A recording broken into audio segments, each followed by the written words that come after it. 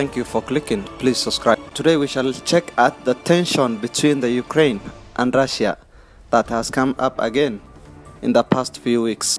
Train convoys of heavy Russian military equipment seen in multiple videos on social media, reportedly shipping from Serbia to the border regions of Ukraine.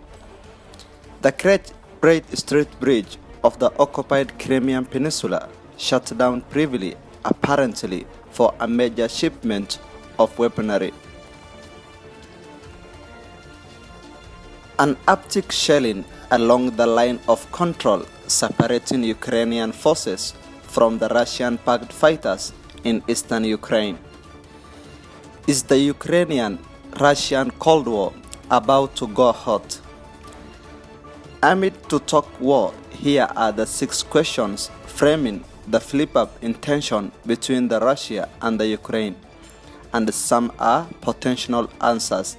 The conflict in the eastern Ukraine region, known as the Donbas, began 7 years ago this month, and despite multiple ceasefire agreement, has never really ended. More than 13,000 people have been killed since April 2014, according to the United Nations, and more than 1 million have been displaced. The last bout of large-scale fighting occurred in January 2017 in the town of the northern Donetsk. The sniper fires and mortar exchange happened regularly.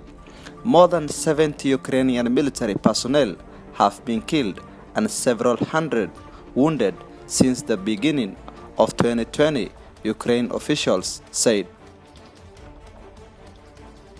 Over the past 2 weeks or so, there has been a steady accumulation of photographs, videos, and the data suggesting major movement of Russian armed units towards or near the Ukrainian border into the Cremia.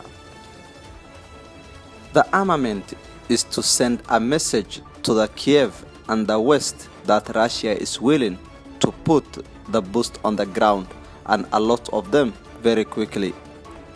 What does Russia say about this movement? Kremlin spokesman Dmitry Peskov last week turned away reporters' questions about the troop movement, saying that there was nothing to fear and that its responding armed units within the Russian borders were strictly domestic concern. Meanwhile, Russia's southern military district, the command unit with responsibilities for areas near the border with Donbas and the Northern Caucasus, announced it was conducting an annual readiness check with several dozens related exercises being held between 29 March to 30th April. On the other hand, United States Department called on Russia to refrain from escalating tension with Ukraine in comments to report on Monday. Russia has reportedly amassed troops and moved tanks near the Ukrainian border in recent days, as the ceasefire in eastern Ukraine look increasingly shaky. The movement of the last point tension between Russia and the US than these 3 months after the US President Joe Biden took office. We call on Russia to refrain from escalatory actions, State Department spokesman Ned Price said. Price said the United States will be concerned by any efforts by Moscow to intimidate Ukraine, whether it occurred on Russian territory or within Ukraine.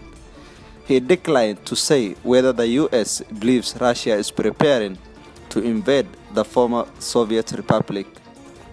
In their conversation with his Ukrainian counterpart, Biden affirmed Washington's support for Ukrainian sovereignty and territorial integrity in the face of Russia's ongoing aggression. Throughout Europe, US forces raised their alert status in response to the recent escalations of the Russian aggression in eastern Ukraine.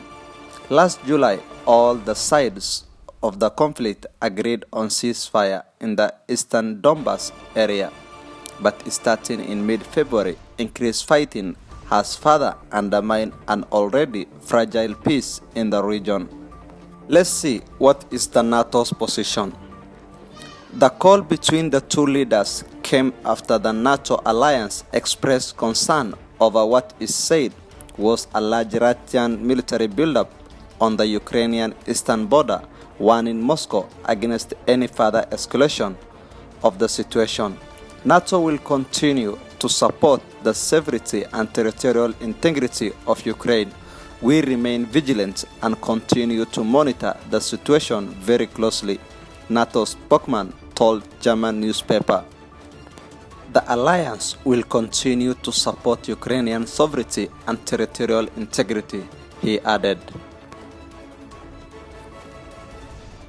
Thank you for watching. Please subscribe and like.